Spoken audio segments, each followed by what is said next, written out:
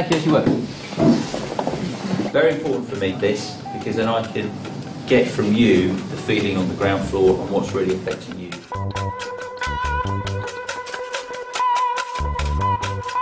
First thoughts, a big base, absolutely huge. A diverse base as well, a group of people who are very dedicated, very professional to what they do.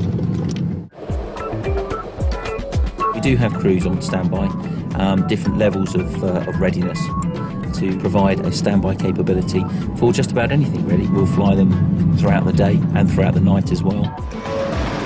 Big team, but all of them are fantastic at the different specialisations that they do.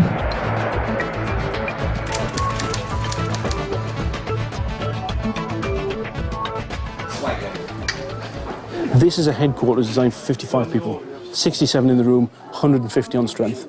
Everybody in here has a really tight, clearly defined role. Dynamic. Dynamic. It's as dynamic as this is going to get. Yeah. And we do a lot of need-to-know stuff. If you need paratroopers to jump out of it, and also all the cargo that goes out the back, these are the guys that do it. So we got a call on Friday 2 weeks ago about 11 o'clock. The transitional government had taken control of Libya. People have been pouring out onto the streets in celebration. So that meant that actual money, physical banknotes needed to be produced and actually taken to the transitional government in Tripoli. So you have the initial thought of like, Christ, 40 tons of money is a frigging lot of money. And then, of course, you're trying to keep this quite discreet. And in the end, it worked well. We got in town, it appeared on TV, good bit of publicity, Royal Air Force written on there, delivering the cash. You've only got to see the news that's happening around the world. You know, quite often people will be responding to those sort of missions. What could you do? You know, when? Well, tonight. You just never know when the phone's going to ring. You know, we're a military organisation. We deal in risk.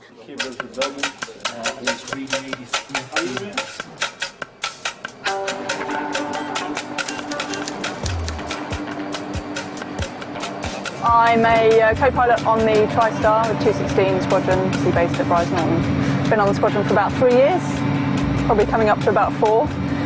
Time flies when you're having fun, literally. Next step, hopefully, start my captain's course. I'm getting married next year as well, so that's taking up a fair amount of time. Since Libya has come up, but we've been doing quite a lot of trips in support of that with the air-to-air refuelling. The air-to-air refuelling I love. It's really good fun. So you've got lots of stretcher units. We use this for aeromedical flights as well. An aeromedical team will come out with us, pick up the passenger from Bastion, and they work very hard because they'll be up for 24 hours or so dealing with all the patients. It's not for operating as such, but you get some fairly nasty injuries. Yeah, gruesome injuries. It is the reality of what you do. So they do want to get out there. They want to go and do the job that they're trained to do. So just like you. Just like, yeah, exactly. Yeah.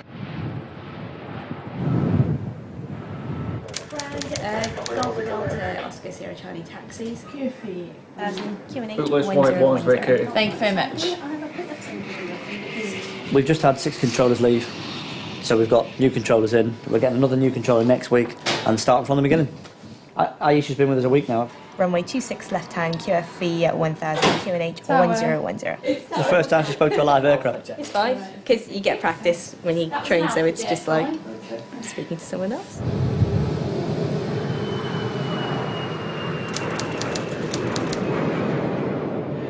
Now, when that aircraft arrives at Brize Norton, we take pride in our ability to get the passengers in and out as quickly as we can.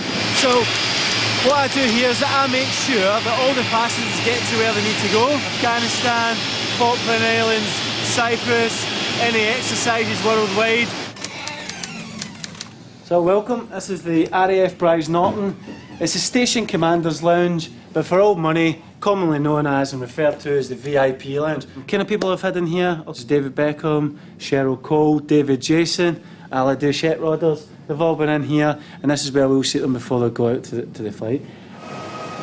President of Yemen coming in here and demanding 40 cartons of orange juice. For a minute I thought it was Diana Ross, but yeah, totally different end of the scale, making sure that a president's happy, and then you're looking after the young private soldier going out to Afghanistan for the first time.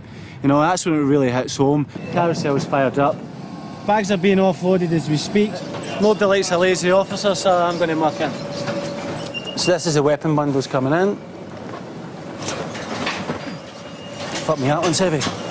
It's a monster.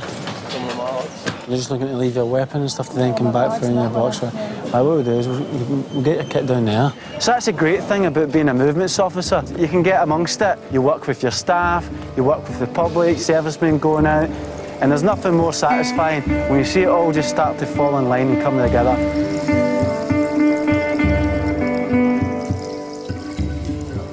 And the body armour and helmets are just about time. We're getting married next Saturday. We've been to Afghanistan. Where did he go, Dad? I can't remember. I'm just glad he's back, that's all. Here he is now, look.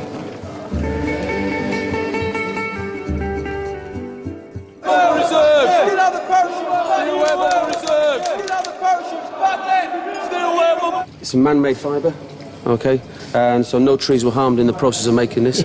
So we're all environmentally friendly here within the parachute school. 3,000, 4,000. My responsibilities here are training parachute jumping instructors to teach all troops from tri-service, including Special Forces troops. So we can get guys from exiting the aircraft at 250 feet to hitting the ground is 11 seconds.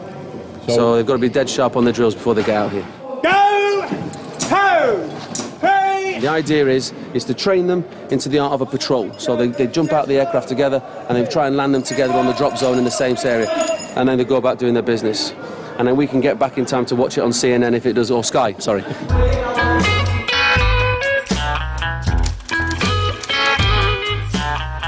As you can see, this is an aircraft which is undergoing maintenance at the moment. On the round knob, that is literally the steering wheel. Traditional yoke system, currently locked on at the moment. Handbrake for the aircraft just to make it stationary. And like any good modern vehicle or modern aircraft, it's even got a selection of cup holders, one for the pilot and one for the navigator, so he doesn't spill his gin and tonic. If you push over into very slightly negative G, you can actually go weightless in here, and you can actually fly down the cabin of the aircraft. Clearly, health and safety regulations would prohibit such a thing, and it's only anecdotal evidence that I can tell you that has ever happened. You know, we've even got the toilet, so we've got a functional urinal on the aircraft as well. Definitely have an Air Force brand of humour. Yes, very dry and probably a bit blue. What does that stand for? See, now you're asking. No, I It's didn't I? Air Support Command and Overseas Transport.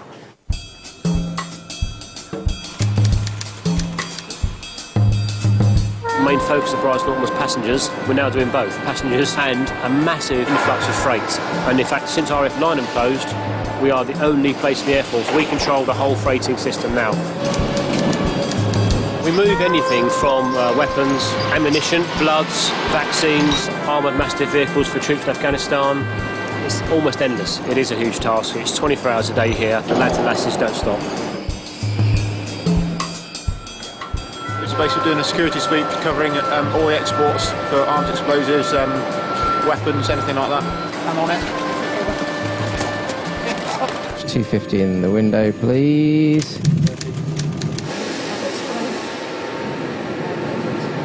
This is a TriStar. They've just finished their training, successfully landing in Kabul. Go out to places like Afghanistan, where we go as a formation of men. So maybe 12 men or 30 men will come from various units together. What to do with post-traumatic stress disorder as well, so that you're all there together, you can all look after each other, you all come back together, you experience the same things together.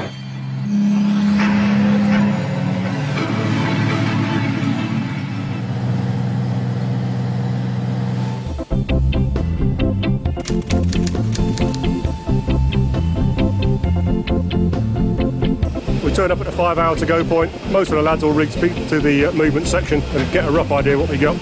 When I called them this morning, or yesterday afternoon, it was completely different to what I've got now, so it all depends on what the priority freight is to go out there. And then, obviously, we take whatever they tell us to take. Bomber, just stop there a second.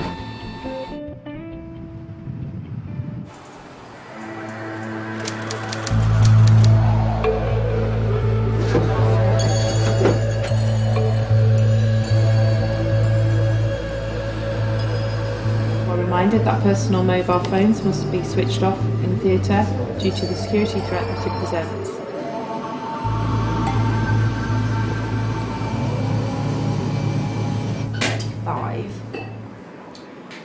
242, cross runway, Echo to Golf, report holding point Foxtrot.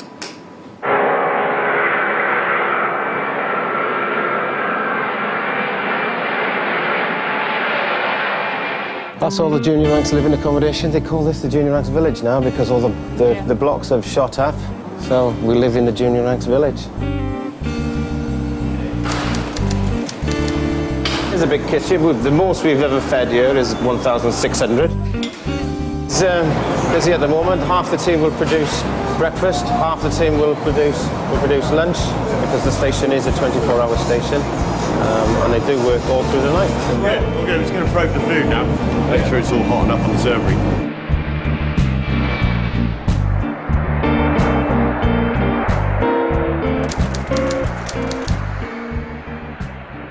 It's now roughly about 7:30 in the morning, and these guys are going out to West on the Green to do their first jump from 1,000 feet.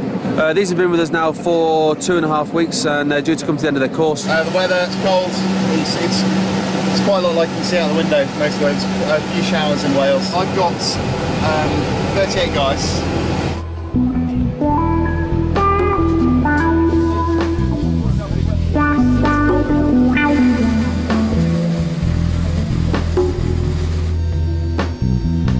A big base, absolutely huge. Perimeter fence is around about 10 miles long. That's good.